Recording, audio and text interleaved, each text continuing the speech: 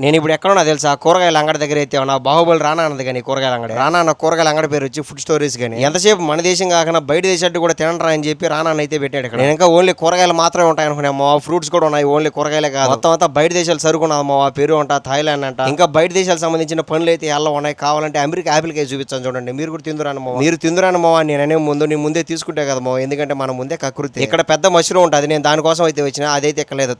సరే అని చెప్పి కొంచెం ముందుకైతే పోయినావు, ఏదైనా సొక్కాయి తీసుకుందాం అని చెప్పి ఇక్కడికి వచ్చి ముదులు సొక్కాయి ఒకటి కనపడింది. నేను కానీ ఈ సొక్కాయి తీసుకొని మా భార్య దగ్గర పోయి, ఓ బాబా నా గర్ల్ ఫ్రెండ్ నాకు గిఫ్ట్ గా ఇచ్చింది బాబు ముదులు పెట్టి అని చెప్పినాను అనుకో, మా భార్య నిజంగా నమ్మేసి నన్ను అమ్మలెక్కలు తిట్టి ఒక తంది అంతదైతే. అయినా కానీ ఈ ముద్దులు సొక్కాయి మన కొనలో వస్తాం, ఎందుకంటే 4500. ఇంకా పక్కన ఏంటంటే జ్యూస్ పోసినా కానీ సొక్కాయి తడిచిపోదంట. ఇంకొకరు పక్కకి తిరిగినా ఒక రౌడీ అని చెప్పి బట్టల షాప్ అయితే ఉంటుంది. ఈ బట్టల షాప్ వచ్చి కొండది కానీ, కాబట్టి బట్టలు వచ్చి కొండంత రేట్లో ఉన్నాయి. కొత్త ఈ టీ షర్ట్ వచ్చి 2000 కనమో, ఇంకేదైనా సొక్కాయలు కొనుక్కోవాలంటే 4000 5000. ఏదో కొండని అభిమానికి ఏదైనా సొక్కాయి కొనుక్కుందాం అనుకుంటే 4000 5000 నేను ఆడ పెట్టి కొనుక్కునేమో. కొండన్న ఒకరోజు తక్కువలో వదిలిన సొక్కాయలు కొనుక్కుంటా నేను కూడా.